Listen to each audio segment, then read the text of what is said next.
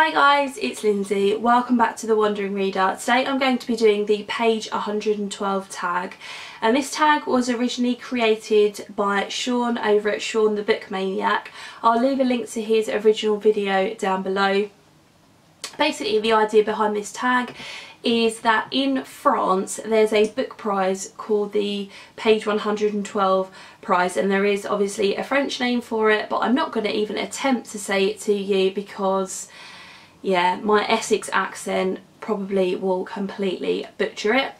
But yeah, it's called the page 112 prize, and without any knowledge of author or background or kind of any sort of information whatsoever, books are judged purely on a reading page 112 and sort of what they thought of that particular page. Now it's interesting, I was having a conversation with my husband this morning about the merits of doing that, and we were talking about how surely you can't really know a book and what it's going to be like and base a whole award on it just from reading one page of the book. So yeah, it's a really interesting sort of conversation to have. I don't want to have that now obviously, but I would be interested to hear your thoughts on that. Because yeah, it's the only prize that I know of that does it. So what I thought I would do is I did a library vlog and haul last week, which I'll link for you if you haven't seen that, and I hauled a load of books, went to the library for the first time, took out a load of books that I had been meaning to read for a while that were on my wish list I was excited about. So I've picked 5 YA titles from that list. Sean advises that you should try and group books according to genre, or whether they're a debut novel or something kind of along those lines, to kind of judge them in a similar way, I suppose. So that's what I've tried to do. So I've picked 5 of the YA titles off of that list. And I'm going to share the title and the author obviously, and then I'm going to read page 112, and hopefully by the end of the video I'll have chosen one that I would like to read next. So we'll see how it goes. The first book that I chose to do this with is We Are the Ants, and this is by Sean David Hutchinson. So I didn't really know an awful lot about this when I hauled it, but we'll find out a little bit more now. So flicking to page 112. Okay. This is weird, it starts in the middle of a conversation, so I think I'm not going to read the half sentence that's at the top, I'll just go from there. No, Jesus, Marcus. Then come to my house tonight. My parents are attending a fundraiser and won't be home until late. Gone was the swagger he used like a glamour to hide this needy boy who was begging me to come home with him. If I say yes, how long before the next time you humiliate me to amuse your friends? It won't be like that. I want to believe you. Space boy, you are my first. His voice trembled. I hadn't known, which made it worse. I wanted to stay angry, but this Marcus would have invited me to his party. He would have introduced me to his friends. This was the most real he'd ever been, but it wouldn't last. The moment we walked out of the classroom, his cocksure veneer, the spit and polish would return. I wasn't going to spend my last days on earth as the butt of his jokes. I may not be sure I want to live, but I'm sure I don't want to live like that. Marcus, I can't. His armour snapped into place. The vulnerable boy I might have said yes to disappears, and I'm not sure I'll ever see him again. I'm not surprised Jesse hanged himself. I'm just surprised he didn't do it sooner. Marcus shoved me against the wall as he stormed out. I think this is told from a boy's perspective. So we've got a gay relationship, what it looks like in there going on, and he talked about being his first. So maybe that means kiss. I don't know whether it means like sleeping with him. I don't know. Yeah, obviously I don't really know what to say about that really. I think the dialogue was quite good, and it seemed to me that there was some quite good characterisation going on. The narrator talked about his last days on Earth. So I believe when I hauled this that I thought I knew it was about alien abduction in some sort of sense. So maybe that's what that's a reference to. So doesn't intrigue me as much as I thought it would, but we'll have to see how the others go. Next up I have here Tiny Pretty Things, and this is by Sonia Cherapotra and Danielle Clayton, and the only thing I know about this is that it's a ballet novel. So we're going to turn to page 112, okay, and read a bit more on this page, read from where the first sentence is. We stretch our legs onto the bar. My limbs feel twitchy being so close to him. When my parents and aunt moved me into the dorms, Alec was the first one to introduce himself. Marched right up with a smile and welcomed me to the conservatory. And every day after that he'd check on me, asking me how my day was and how I was adjusting, always ready to give me little tips here and there.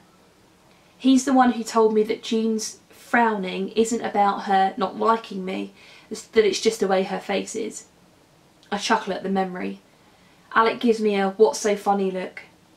Nothing, I say, pushing deeper into the stretch. Did you always dance, he asks. Yeah, pretty much, I say, leaning to the right, feeling the stretch up my side. You? He follows my pattern. My whole life. My dad danced here. The great Dom Lucas. He mimics Mr. K's thick Russian accent. Oh right, I say, feeling a little stupid for not remembering that. Always forget Mr. Lucas is your dad. That must be amazing. My sister and I like to forget, he said with a sad smile. He doesn't act like much of a dad. I don't know what to say, so I just let my hand find his back and stroke the spine in a few long, careful brushes. I'm sorry, I say at last, I didn't know. He smiles back at me and then guides my body to switch sides with his.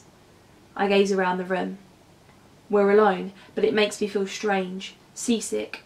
I try to snap out of it. This is what I wanted, right? And I'm getting it. Okay. So again, I quite like that. We seem to have some sort of a relationship going on between the narrator and some sort of boy. And then obviously put some ballet in the background and maybe some commentary on, you know, being a part of that world and stuff like that. So yes, it seems like I could get on with that quite nicely.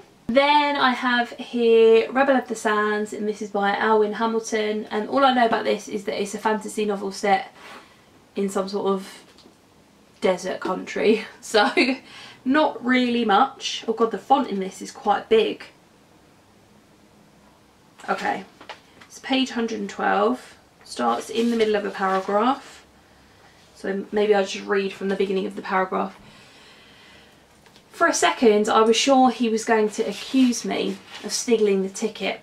Whatever first class was, I was guessing I didn't look it, especially with my beaten up cheek and the cut above my eyebrow. You need to head to the front of the train for first class. He shoved the ticket back at me and pointed further up the metal beast, somewhere past the churning crowds. Oh, I said again. I took the ticket back and pressed through the crush of people, narrowly dodging a man wheeling a covered cage from which I could hear squawking even over the din. The man who told me the ticket had asked if I wanted a compartment to myself, and I'd said yes. It seemed safer, and I didn't think anything of handing over the money he asked. Now I wondered if I might have more than 20 Fusa to my name if I'd been smarter. I saw a roped off area where folk in fine-spun culottes and colourful sheemers waited, holding yellow tickets like mine. My own clothes were new, but they were just desert clothes. My whole life was in a bag slung over my shoulder. Not even much of a life. Extra bullets, a change of clothes, more like survival. Everybody else looked like they could be carrying a dozen lives in their heavily loaded trunks. I caught a man with a braided beard giving me a once-over out of the corner of his eye, and I got the feeling I knew what the pair of girls behind me were stifling lives over. And then the paragraph sort of continues from there. So that sounds quite intriguing actually. I quite like the writing in that. There's some quite nice vocabulary to describe different things, and it sounds like the main character, the narrator's on some sort of a journey somewhere, and perhaps she doesn't quite fit into this situation that she's currently in. So I think that would be quite easy to read actually. Try not to show the glare too much. Yeah, I think that'd be quite easy to read actually. So yeah, sip of tea. And then I have here My Life Next Door, and this is by Huntley Fitzpatrick. Just try not to get it with the glare. The only thing I know about this is that it's some sort of a romance novel set over the summer. So again, the font in this is quite big. Let's have a little look. Okay, right, so here we go. I shrug, wondering why I do this with Jace. I've never had a problem keeping stuff private. Something about Jace's quiet watchfulness just makes me talk. It takes about 15 minutes to get to the lake, which is on the far side of town. Haven't been here often. I know it's a sort of public school hangout. There's some sort of rite of passage where a lot of the seniors jump in fully clothed on the last day of school. I expect the lake to be crowded with parked cars with steamy windows, but no one else is in the lot when we pull in. Jace reaches into the back of the VW, pulls out a towel, then takes my hand and we walk through the trees to the shore. It's much warmer than it was at the beach. No ocean breeze. Brace you to the float, he says, pointing to a shape dimly visible in the gathering dark. I shake off my jacket and yank off my sundress, my bathing suit still underneath, then start to run for the water. The lake is cool and silky, the water softer than ocean water. The eel grass beneath my feet stops me for a moment, as I try not to think of trout and snapping turtles lurking below. Jace is already swimming fast and I hurry to catch up. He beats me anyway and is standing on the float to pull me up when I get there. I look around at the quiet water, the distant shore, and I shiver as his hand closes on mine. What am I doing here with you? I ask. Okay. So obviously we've got the idea of him being not what she expects perhaps, or that she does things with him that she doesn't normally do, or something kind of along those lines. I think it sounds like it's going to be some sort of sweet summer romance basically, and I'm all about that, so we'll see. And the last book that I picked out was Warcross, and this is by Marie Lu, and like I said last week, the only thing that I know about this is that it's been suggested or recommended for fans of Ready Player One, which I loved that book a couple of years ago. So we'll give page 112 a go. Flick. Okay. Starts in the middle of a paragraph. So I think I might read from the beginning of the paragraph on the previous page. So we've got Emeka Shen, level 28, hails from the United States of America, the announcer shouts. I jump as the spotlight swings to me and suddenly everything is blindingly bright. A burst of cheers comes from the stadium. She plays as an architect. You may remember seeing her in the opening ceremony game, although you probably didn't expect to. In fact, she was so popular that our viewers wrote her in as a wildcard nominee. I wave hesitantly. When I do, the cheering turns louder. Look genuine, I remind myself. I widen my smile, trying to show some teeth, but from the giant projection of me in the dome, I look like I ate a bad batch of oysters. I wonder if it'd be noticeable if I crawled under my chair right now. When the announcer finishes introducing the wildcards, the spotlights sweep to the area of the stadium where the official teams are sitting. Screams go up as the announcer introduces each of the teams. My eyes stay fixed on them. I recognise the Demon Brigade's distinct white and grey outfits. Far from them sit the Phoenix Riders, already chosen for this year's team, led by Asher Wing, their flaming red hoods and jackets prominent. They utter a bunch of howls and whoops when the announcer says their name. Then come Team Andromeda in hues of green and gold, and Team Winter Dragons in ice-coloured blue. Team Storm Tracers in black and yellow, Team Titans purple, Team Cloud Knights sapphire and silver. Even as I continue downloading information, I find myself distracted as the spotlights sweep over each team, hardly able to believe that I'm in the same space as them. Finally, the announcer finishes. The stadium turns hushed as an assistant hands him a sealed envelope. This year, the team who gets first pick of the wildcards is... He pauses while he tears open the envelope in as dramatic a fashion as he can. His microphone picks up the sound, magnifying it until the entire dome sounds like it's tearing apart. He pulls out a silver card, holds it up and smiles. The holograms shift to show what the card says. Team Phoenix Riders. So there we go. Sounds like there's some sort of a competition going on, and the narrator's a wild card in that competition. She's hoping to be chosen. She talks about downloading information, so clearly they're in the game at that particular point. So yeah, I don't know if it's going to be really similar to Ready Player One, but then I suppose you don't want things to be really similar. But yeah, I think out of all of those that I read from today, and this has really surprised me actually, the one that I'm going to read first is Rebel of the Sands by Elwyn Hamilton, and I'm really surprised by that because this is a fantasy novel, and I do like fantasy, but then it's not like my favourite genre. So, but I really like the writing in this one, and I think it's going to be quite easy to read, and that I'll be quite invested in the story.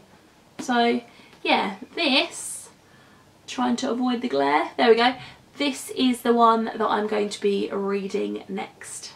So there you go guys, that was the page 112 tag, and that was my sort of library books YA edition.